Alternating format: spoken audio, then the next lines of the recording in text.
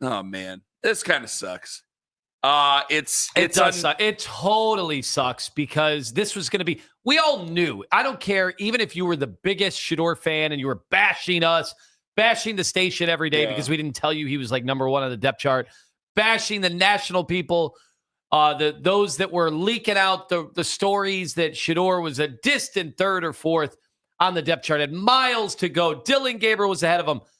Even those people had to finally come to grips with he was never going to start week 1. So this was it. This was the chance to see him.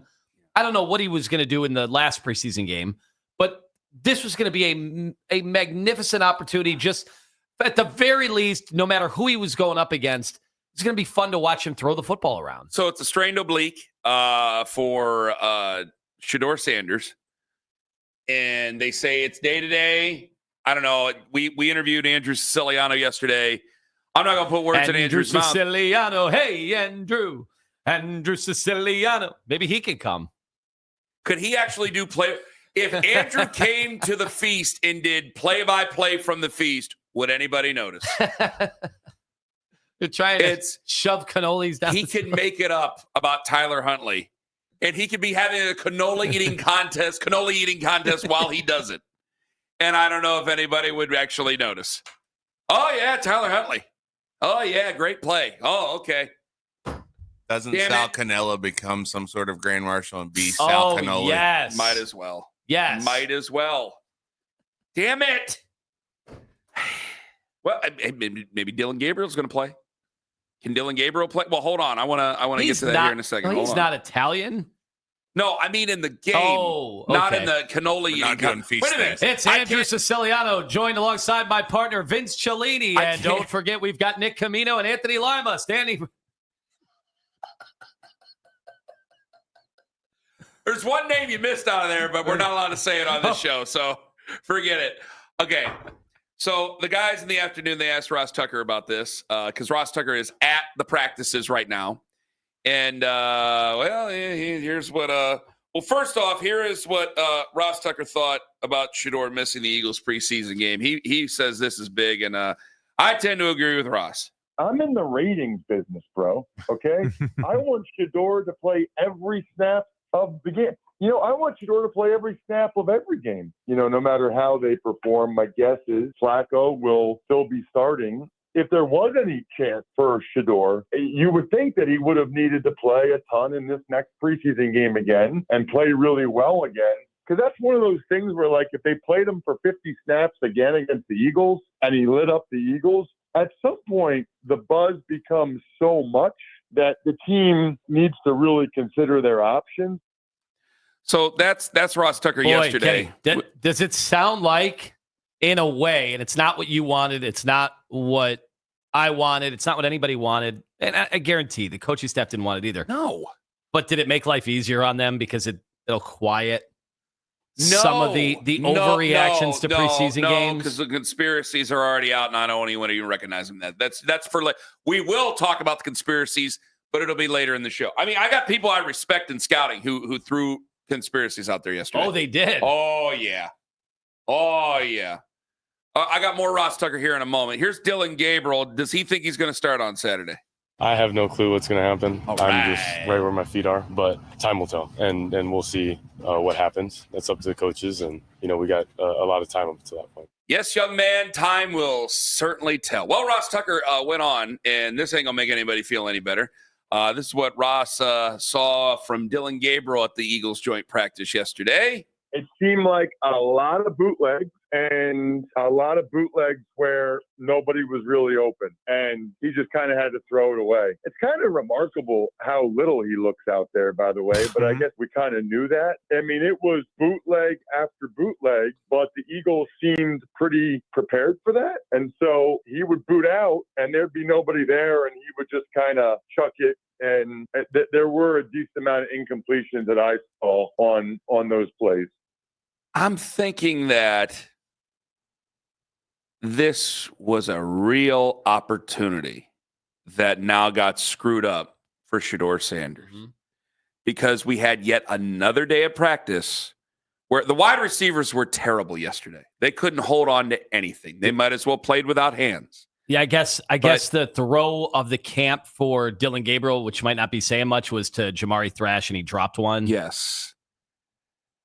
This was an opportunity coming up on Saturday, I think, for Shedeur Sanders to try to separate and tell the fans and the franchise that maybe he really should be. I mean, you know where he stands in my depth chart, and I think, does he stand the same way with your depth chart? Yeah, to see the number 2 guy? Yeah, I mean, thinking about it just makes sense. We're on the same page, and he's so much more talented. But I have no real power. He's so much more talented than Dylan Gabriel. We have no real power over it, and it's not going to make me feel any better what Ross Tucker's going to say, because I think Ross is going to agree here. My question would be, what has Dylan Gabriel done, and you guys tell me, other than be drafted 2 rounds higher? So clearly the team liked his college tape more. But has Dylan Gabriel been more impressive than Shidor? Has Dylan Gabriel done more to merit him being second in that pecking order? Because, you know, maybe things are reversed from last week against Carolina, but I guess my thought was, you know, this is an opportunity for Shidor to kind of be second on the pecking order. And then if he's second on the pecking order and they have Flacco start 2, 3, 4 games, well, if Shidor goes out there and starts playing well, I mean, they're not going to sit him. They can't sit him. So then he would have an opportunity to start 10-plus games and really state his case. What a chance. What a chance. Because, again, another day that all I've heard was bad things about Dylan Gabriel's performance. So I will admit, I've every day we've had somebody come on, Daryl the loudest, but it's been everybody. It's been Mary Kay. It's been Zach, the national people. All right, Ross Tucker sat in on some practices and goes, whoa, boy. Okay, eventually it can't be a vendetta, right? Eventually it can't be personal bias, which people have accused various reporters of.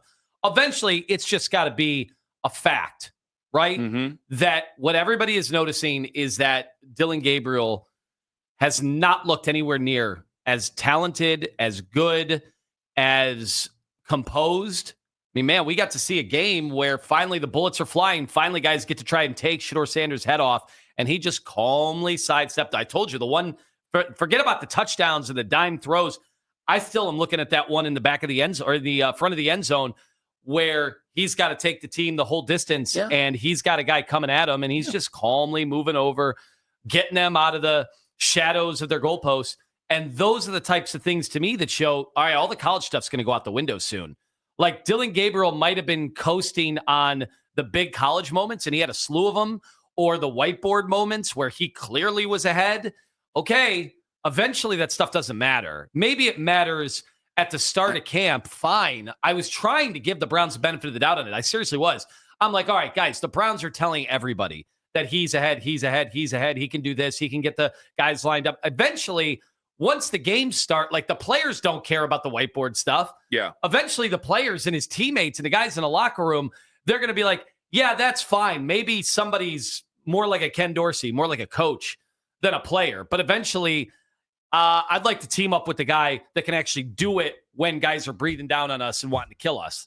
Yeah. Like the whiteboard stuff's not going to matter at this stage. I'm not saying all the getting ready for that does matter. But now it hurts. It really hurts, because if I got to find out more from Kevin Stefanski today at 9:30. Today is his live press conference at 9:30. We'll obviously carry it live here on the Fan, your flagship home for Cleveland Browns football.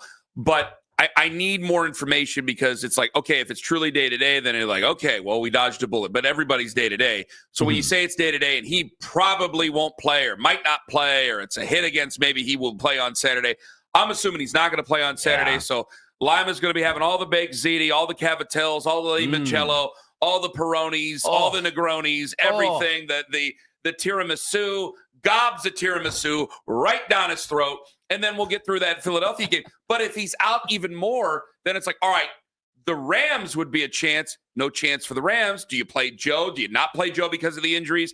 Those are different questions. But if he doesn't play, then that may very well be it. Yeah, that may very well be it. That was my thought. I kept thinking, is that all? We're not going to see Shedeur again? If there's limited reps during training camp, there are no reps during the regular season. And it makes sense. You're trying to get your guys ready for actual games. So Dylan Gabriel has to go out, and this is, if you're a Browns fan first, you want Dylan Gabriel to go out and please look good, because I don't understand what you're doing here. If everybody in the world is saying you're bad at what you're doing, what in the world? Well, I mean, people can ask the same thing for us. But if everybody who's reporting is saying that, man, he's looking rough out there, I got to wonder what the hell you're doing on the football team. So I need you to look good. For the Shedeur fans, they are hoping he looks just going to say. I was just going to do are you sure about terrible. that? Because yes, the people who are listening that are Shedeur first fans who are dropping in from Colorado and Texas and everywhere, they will be watching on Saturday. They hope he falls over himself. There will be voodoo dolls, like the whole thing. They will be hoping like he's Indiana terrible. Jones in the Temple of Doom. Guys, I'm not rooting against him, obviously. I want him to do well. We've said it a million times, but I'm telling you guys right now, they're going to want him to do poorly because that's the only thing that can get Shedeur up the depth chart while being injured, while having this an oblique injury, which can be, if they can be severe, they can be nagging. So as we get closer to the regular season getting here, we're inside of a month. It still feels like it's far away, but it'll be here before you know it. You know, next week they're treating, I think, like a regular game week. They'll have Monday off, then practice Tuesday, Wednesday, Thursday, Friday off, or Friday to get together and walk through Saturday. They'll play the game. And they're going to try to treat it like a regular game week. So you think Joe might play this, might change some things, but man, this is not good for Shedeur. This is not good for Shedeur because by the time the season starts, it's like, okay, they have their preconceived notions. So yeah, Shedeur fans are going to be watching differently than Browns fans on Saturday. Let's call it what it is. 216-474-0092. We'll get back to this. How big of a setback could this be for Shedeur Sanders and his hopes with the Cleveland Browns? I think he'd make the team, obviously, but as far as going up that depth chart, I think that's going to take a hit depending on how serious this injury is.